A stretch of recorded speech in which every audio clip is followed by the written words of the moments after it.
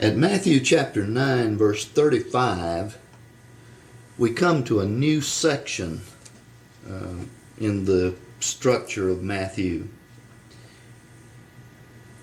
We continue to deal with the Galilean ministry of Jesus, but it seems to me that in the section from Matthew chapter 9, verse 35 through chapter 16, verse 20, that we are dealing with his Galilean ministry in a more advanced stage. Chapter 9, verses 35 through 38, which is the last paragraph in chapter 9, actually belongs with this new material. I think maybe the chapter division should have been made at chapter 9, 35 instead of where it is.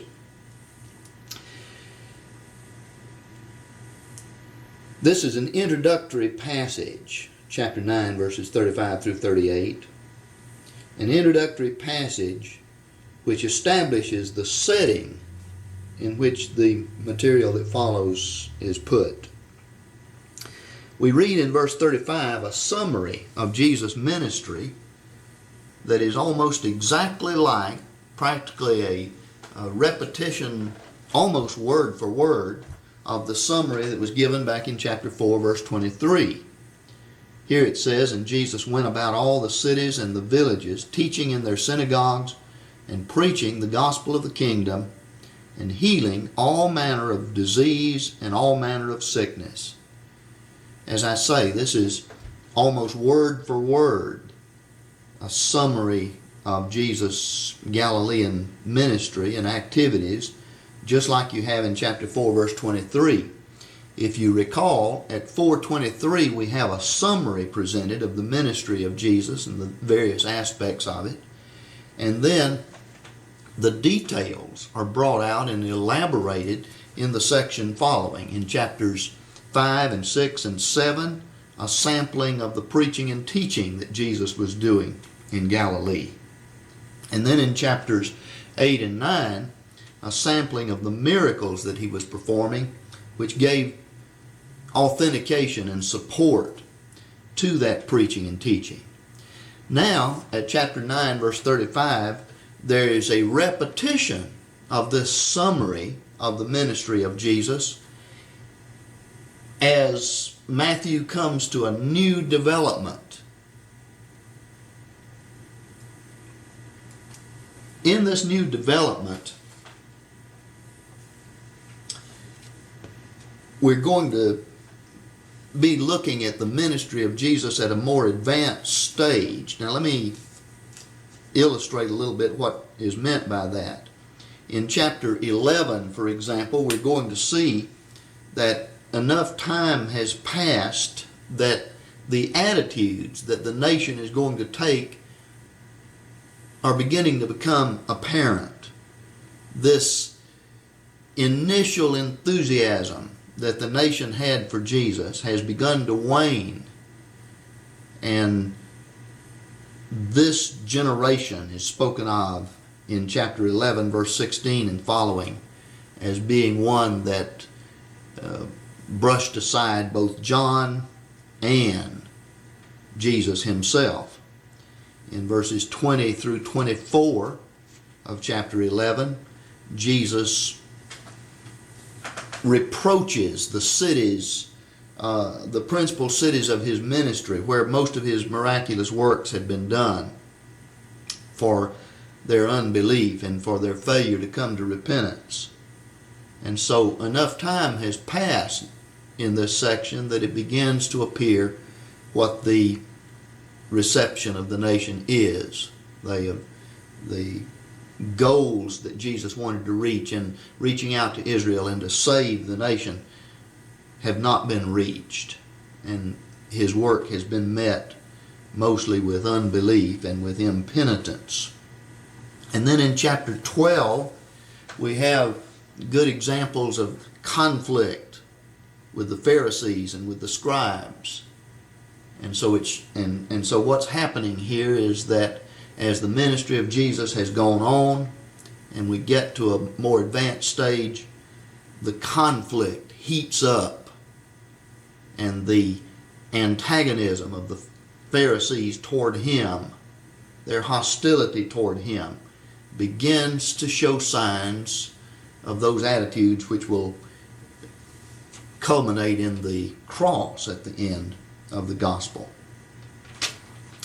So this is what we have in this next section from chapter 9 verse 35 through chapter 16 verse 20. The movement of Jesus in his making the circuit about the country in Galilee has shown him something about the condition of Israel. And in verse 36 we see what that is. But when he saw the multitudes, he was moved with compassion for them, because they were distressed and scattered as sheep not having a shepherd. Without a shepherd to guard and protect and lead them, sheep are left without proper nourishment. They are left without protection against their natural enemies, and so they're just in a calamitous state of distress, subject to whatever enemies sheep have. The nation was like that. The leaders of Israel had not been proper shepherds to them, and so they'd left them distressed and scattered as sheep, not having a shepherd. And Jesus feels something. He was moved with compassion when he sees them. And so something has to be done about this. And in verse 37, he speaks to his disciples about action that is to be taken. Then saith he unto his disciples, the harvest indeed is plenteous, but the laborers are few. Pray ye therefore the Lord of the harvest, that he send forth laborers into his harvest. Back in chapter 7, verses 7 through 11, he had given the encouragement, ask and it shall be given you, seek and you shall find, knock and it shall be opened unto you. You'll find divine grace in that context to help you to deal with these difficult duties that are being put upon you. And now with this great task that is before you, this is the answer again. Ask God. When he mentions the state of the nation, the harvest is plenteous, he says, but the laborers are few. It'll do no good that there's a harvest ready to be gathered in if there are no laborers that are to be sent out there. So he wants his disciples to begin to feel what he feels for this nation. And he calls upon them to pray. This is the action to be taken, to pray the Lord of harvest that he send forth laborers into his harvest. Now the next thing that follows in Matthew is chapter 10, where we read about the sending of the 12 apostles out into Galilee to do this preaching and working of miracles and to bring people to repentance. And so we see that as they are taught to pray that the Lord of harvest send forth laborers into his harvest, that they have to be willing themselves to let God find the answer to that prayer in them. And that's a good lesson for us to learn today, that when we pray for the Lord of harvest to send forth laborers into the harvest, that we have to be willing to let God find the answer to that prayer in us, to the extent that we have ability to participate in this. Now, as he sends the 12 out, it seems to me that there are 2 points that lie behind this measure. One is the hostility from the scribes and Pharisees that we've read about in chapter 9, verse 3, verse 11, and then verse 34 especially, where the Pharisees were saying, by the prince of the demons casteth he out demons. And so the cross cast a long shadow back to early days of his ministry. It overshadows the whole life of Jesus, and the hostility of the Pharisees begins to point to the shortness of his ministry. It begins to point to the cross. And then another thing is the crowds. This is the other points behind the sending out of the 12. The need to extend his ministry. They're the crowds. They're distressed. They're scattered. They're like sheep without a shepherd. And so he begins to do something about that. There's the need to extend his ministry and to multiply his ministry. And he does this by sending out the 12 apostles. Now this will not be their ultimate mission, but it will be a kind of a training mission. They work and they train for the mission that they will be given at the end of the gospel.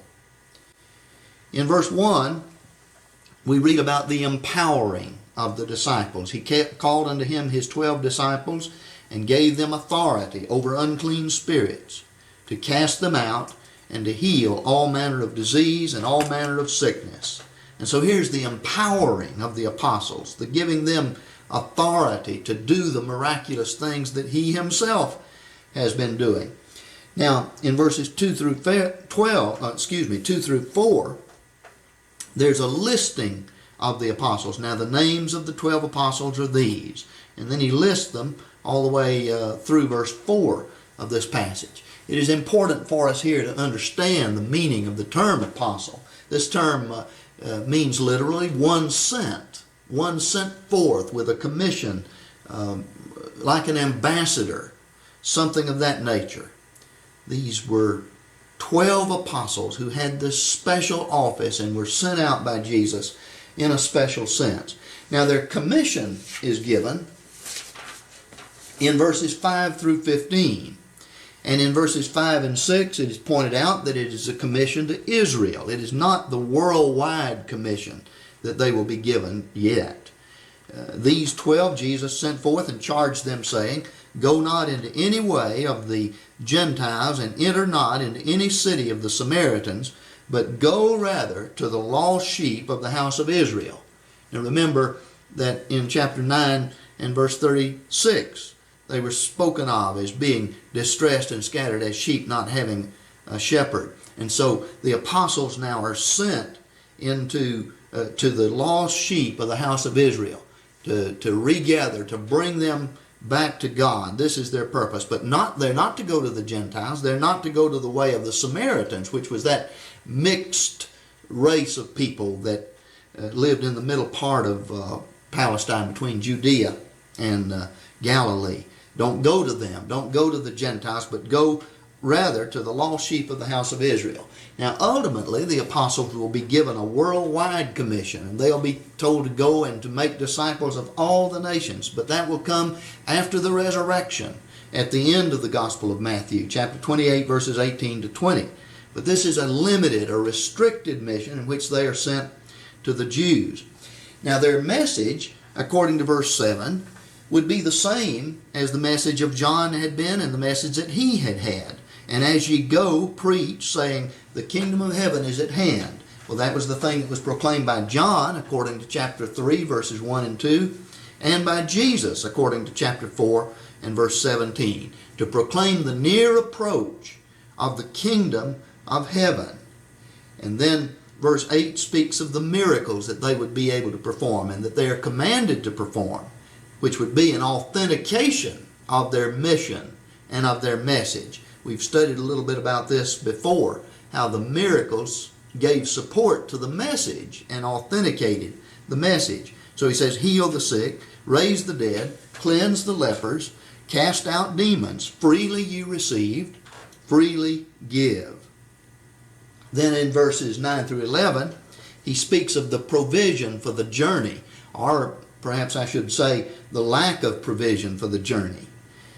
They were to take no great amount of equipment and supplies as they went because, well, he will explain why. He says, get you no gold, nor silver, nor brass in your purses, no wallet for your journey, neither 2 coats, nor shoes, nor staff. And here's the reason they were to travel so lightly. For the laborer is worthy of his food. And verse 11 then continues, and into whatsoever city or village ye shall enter, search out who in it is worthy, and there abide till you go forth. When Jesus would later send out 70 going in advance of him as he traveled toward Jerusalem in Luke the 10th chapter, he would tell them that they were to stay in the house where they went. They were not to go from house to house. In other words, they were to be content with whatever support that they were given in that house. But this is the reason why they were to travel so lightly. The laborer is worthy of his hire. We must remember that Jesus already had disciples across the territory of Galilee, some who would already know about Jesus in these various places that the apostles were being sent. And so they would find there some who would give them a place to stay, who would provide them with the food and whatever provisions that they needed. And so they were to travel lightly, because he says the laborer is worthy of his hire. I think there was a lesson he wanted them to learn, and in the 22nd chapter of Luke and in verse 35, he reminds them of this sending them out as the time approaches that he's to send them again, actually as the time approaches for his death, and then he would send them out again. But verse 35 says, "When I sent you forth without purse and wallet and shoes, lacked you anything?" And they said, "Nothing." So in other words, it seems to me the light that sheds back on this sending in this particular way with such meagerness in the way of provision is that they were to learn the lesson that God would take care of them. The laborer is worthy of his hire. He would have those who would take care of them. But as he goes on in Luke, in verse 36, he says, "But now he that hath a purse, let him take it, and likewise a wallet," and so on. Things would be different now. They would not be going into Galilee. It would be a worldwide mission, and there would not be people there who were already disciples of Jesus and who would give them support for their work, and so they were to take provisions in advance. How they were to act toward the people that they came to would depend on the reception that they were given.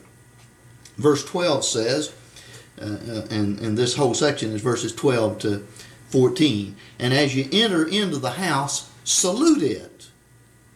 And if the house be worthy, let your peace come upon it." So we see what it means when he says salute it. They were to give the salutation that Jews ordinarily gave. They would say, "Peace be unto you."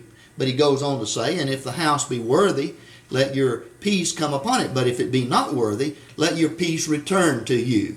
In other words, if they give you a good reception, if they show themselves to be worthy, then let your peace come upon that house. The wish that you made, let it be effective in giving them that blessing. But if it be not worthy, they turn you away, and let your peace return to you. And the blessing is not to be upon that house that you have wished for them.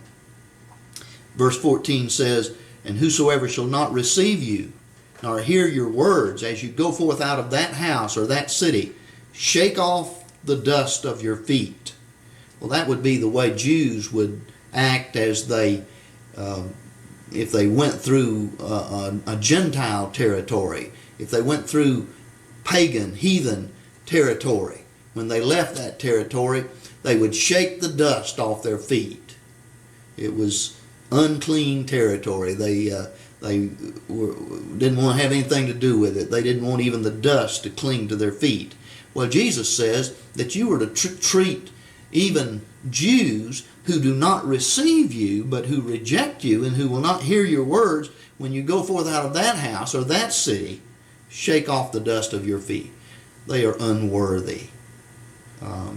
Verse 13 says, "If the house be worthy, if it be not worthy."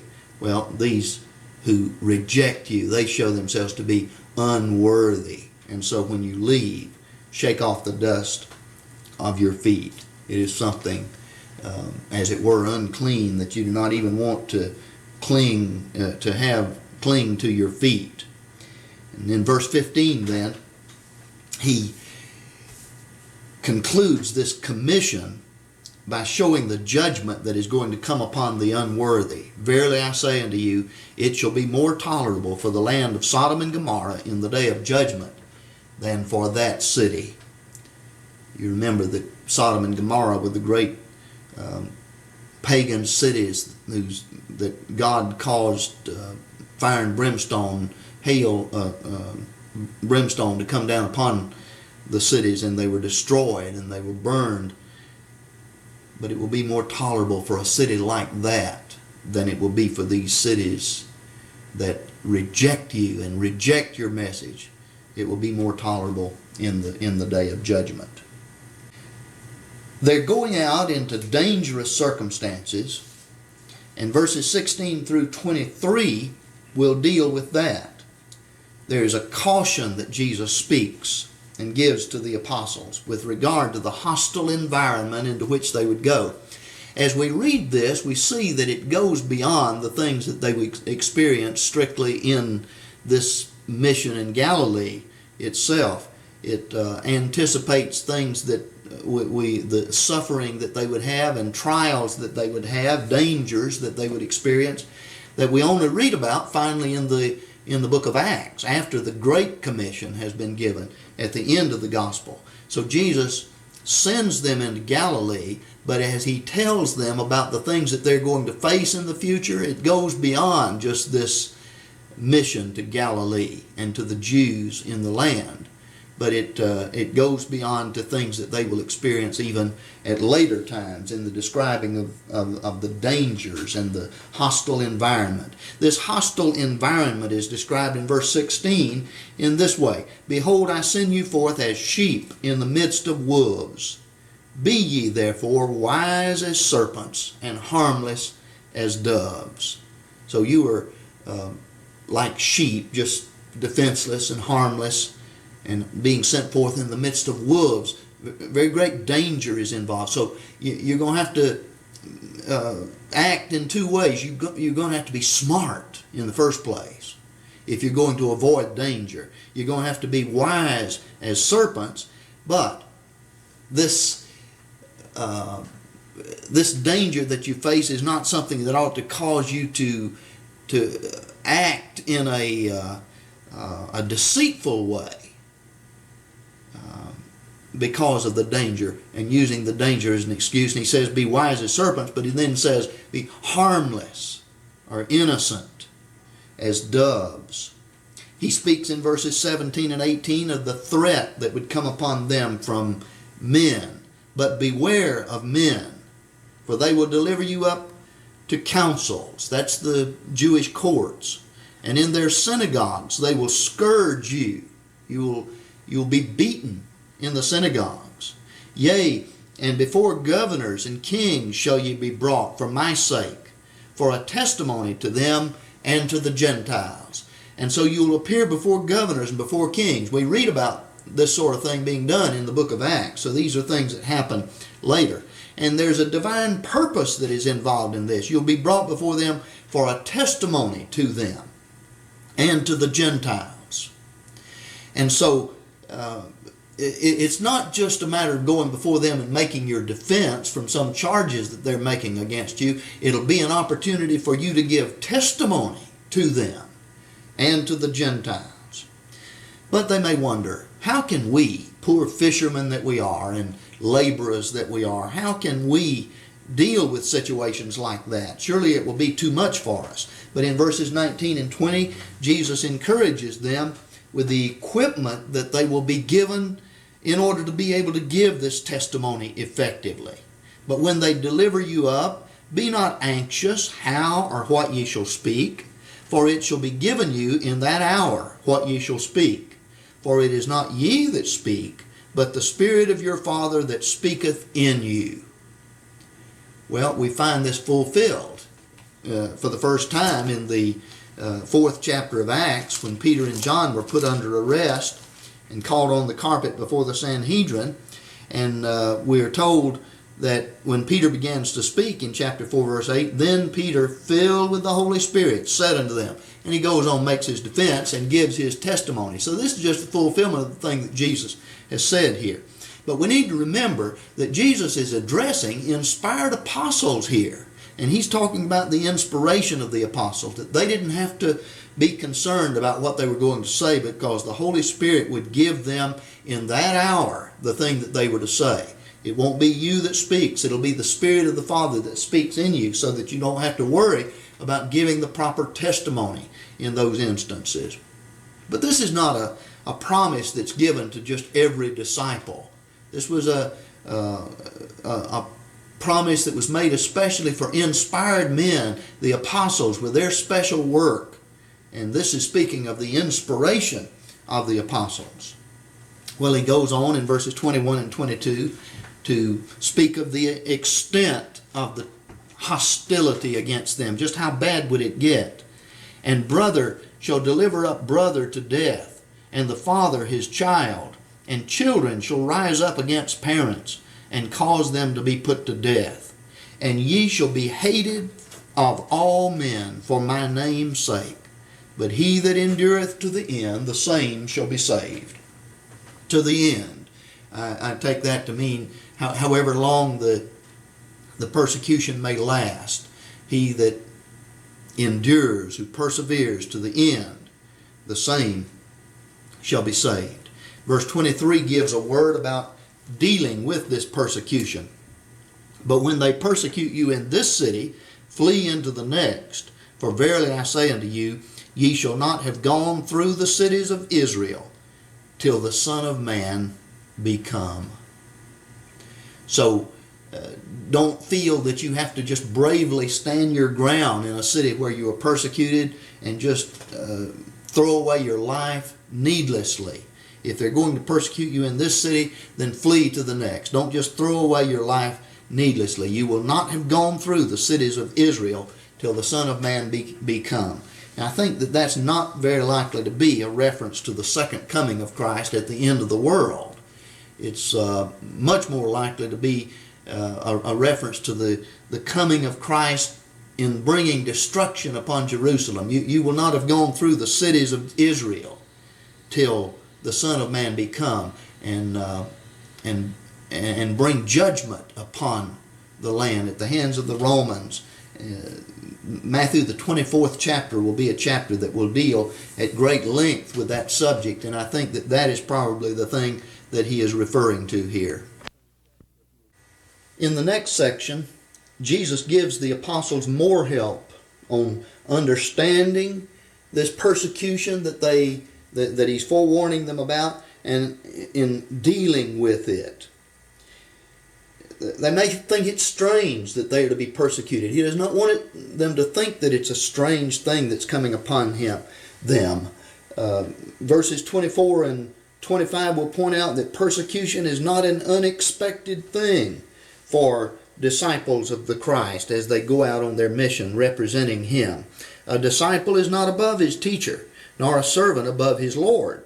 It is enough for the disciple that he be as his teacher and the servant as his Lord. If they've called the master of the house Beelzebub, how much more them of his household?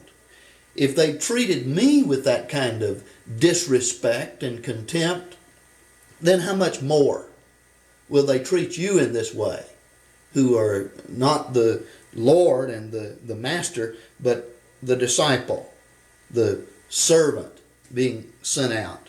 So persecution is not to be dealt with as some strange, unexpected thing. They've persecuted me. What can you expect? But the persecution will come upon you also as you go out as representatives of me. But he encourages them. In verses 26 through 33, reasons are given. He first tells them, fear them not therefore. And then gives reasons why they must not fear.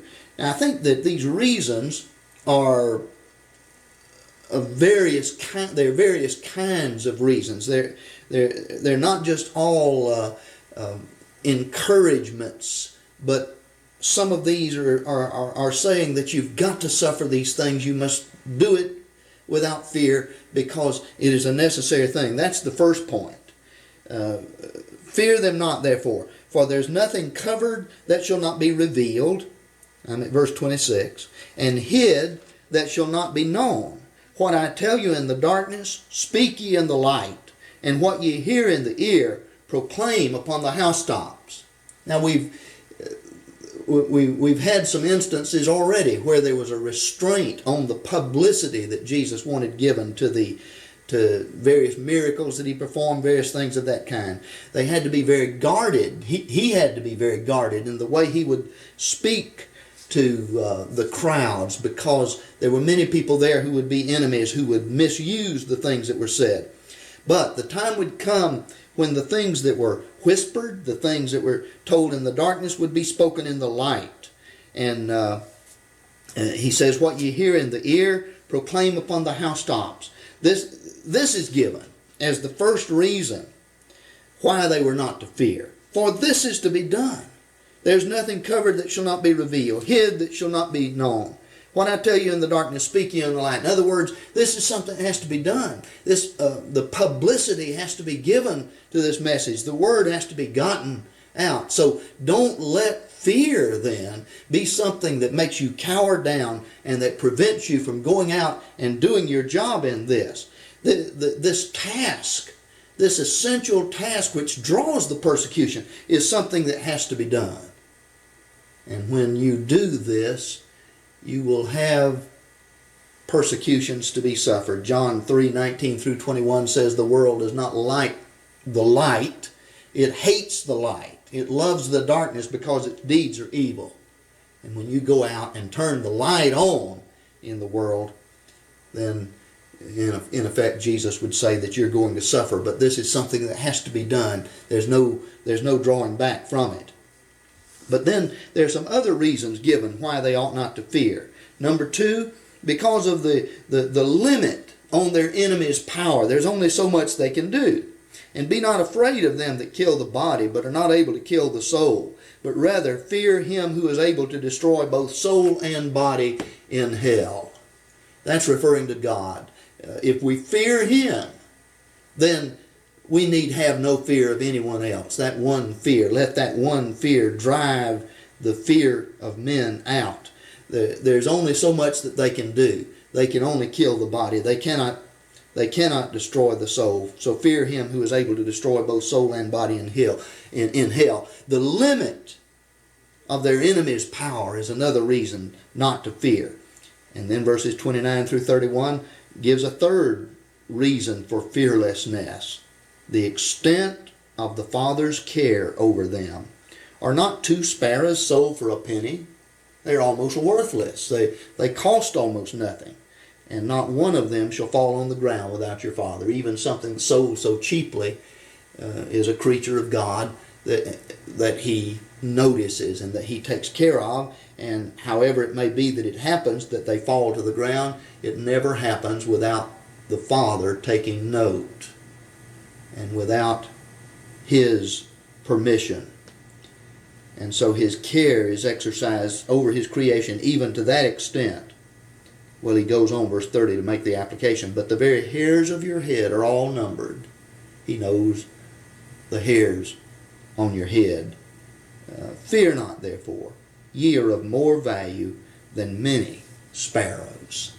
And so the extent of the Father's care, the extent to which he knows us, the hairs of your head are numbered. He cares for these sparrows, almost worthless. You are of much more value than they. Think how the Father will take care of you. Don't be afraid. That's reason number 3, why they ought not to be afraid. And then reason number 4 in verses 32 and 33 is that their acknowledgement by him before the Father depends upon their faithfulness. Everyone therefore who shall confess me before men, him will I also confess before my Father who is in heaven. But whosoever shall deny me before men, him will I also deny before my Father who is in heaven. And so in this context in which he's talking about the sufferings that the apostles could expect to endure as they were sent out, under those kind of circumstances with a threat of persecution hanging over their head, they must by all means confess him. They must not disown him. They must not say, no, I don't know this man, but they must confess him. The one who confesses me before men, him will I confess before my Father who is in heaven. But whosoever shall deny me before men, him will I also deny before my Father who is in heaven. So that it would be like those who came before him according to Matthew chapter 7 verses 21 to 23, and they made these claims that they had done many mighty works in the name of Christ, and he would send them away and he would say, I never knew you. Well, if we under persecution say, I don't know this man, Jesus, or I don't know anything about it, or I don't belong to him, then don't expect him to own us before the Father. Expect rather him to deny us just as he would deny those in Matthew 7:23 and say, I do not know them, or I never knew them in that instance. He moves then verses 34 to 39 to speak of the cost of discipleship. He speaks of his mission in verse 34. Think not that I came to send peace on the earth. I came not to send peace, but a sword. Well, are we not to remember that when the angels announced what was happening at the birth of Jesus, Luke 2 verse 14, that his birth would mean peace on earth, goodwill toward men? Well, in fact, there are other passages in which the mission of Jesus is said to be to establish peace. But it is a peace that has to be established on God's terms. And he knows that when this message of peace is sent out, that the effect of that is going to be opposition of many.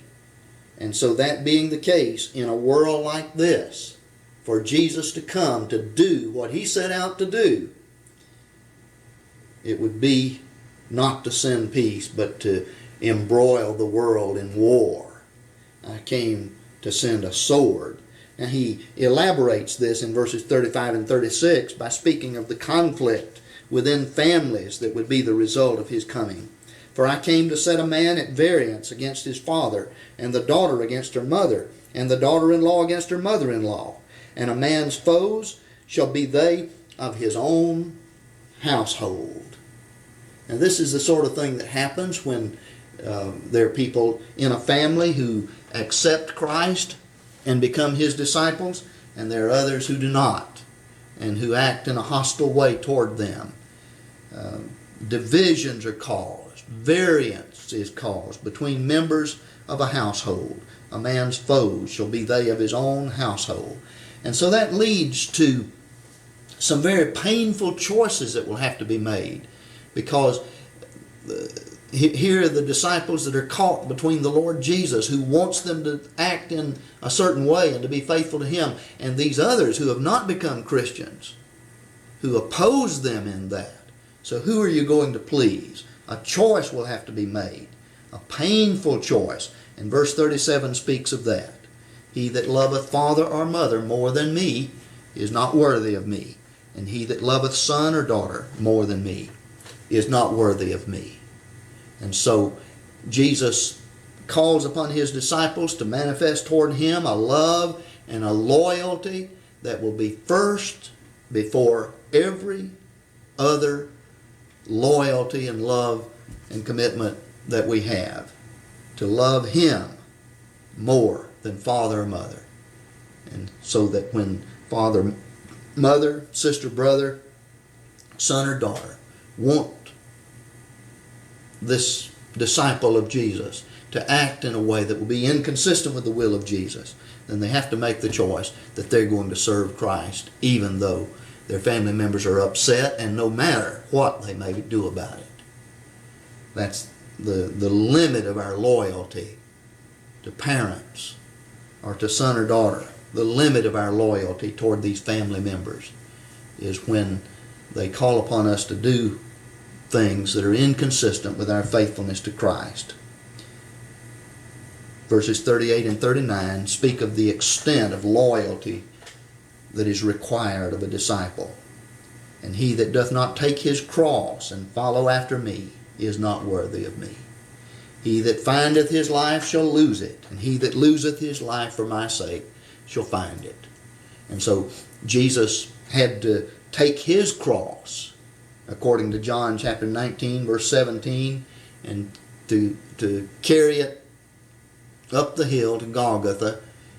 He sets out to bear the cross, and later on we find in the other Gospels that he evidently was not able to carry it all the way, and so they impressed Simon of Cyrene into duty, and he had to carry the cross for Jesus. But the convicted man has to bear his cross, and Jesus says that you're going to have to share my suffering. He that does not take his cross and follow after me, even if that means going up the hill of Golgotha, there to be nailed to that cross, he is not worthy of me. He that finds his life shall lose it. He that loses his life for my sake shall find it.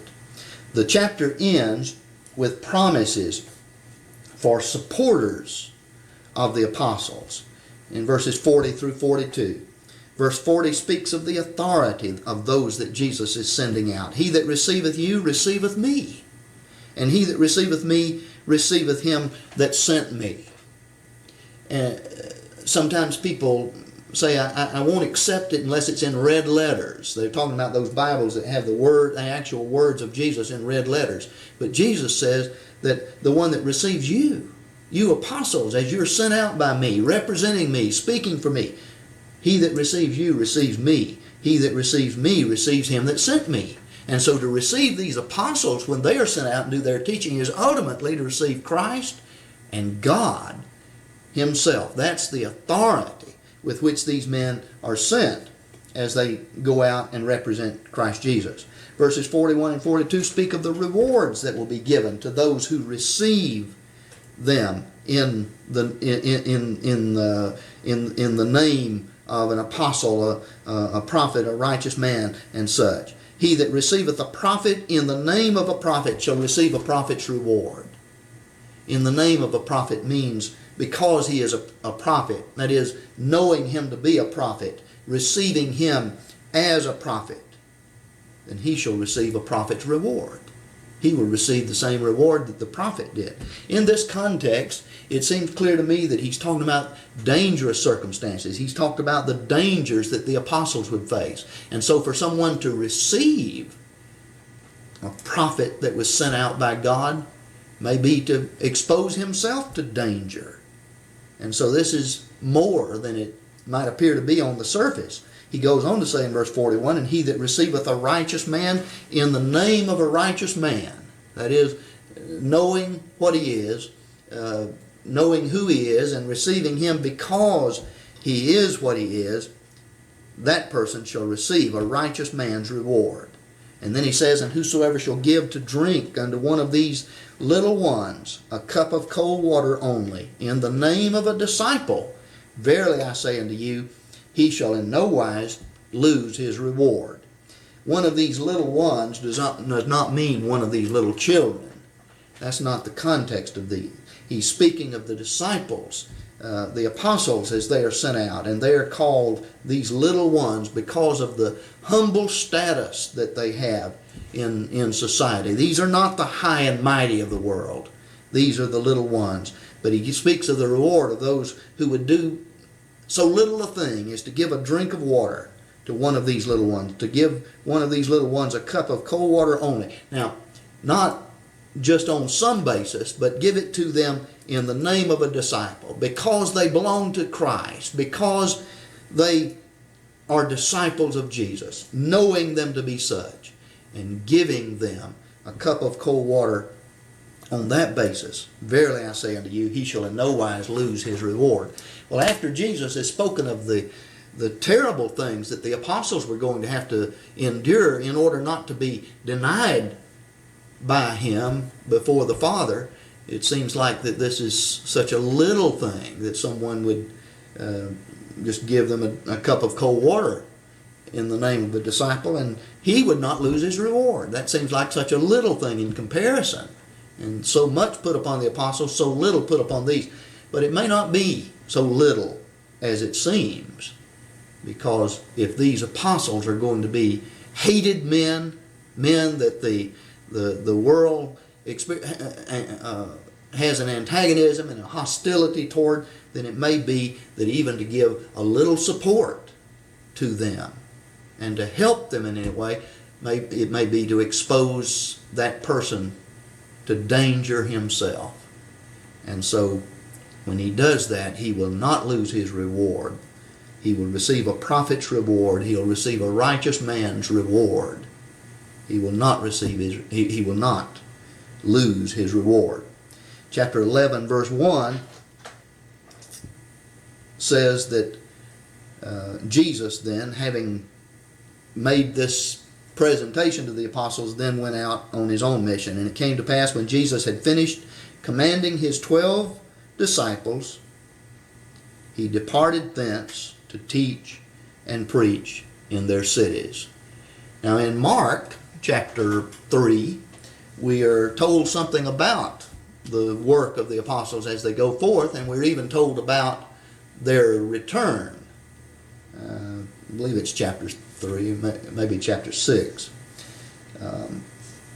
But we're not told anymore in Matthew. We're not told about their activities as they went out. We're not told about their return. Evidently, the only thing that Matthew wanted to stand out was this lengthy speech that Jesus makes to them. It's the speech that gets the emphasis in Matthew. And we'll end there for this time.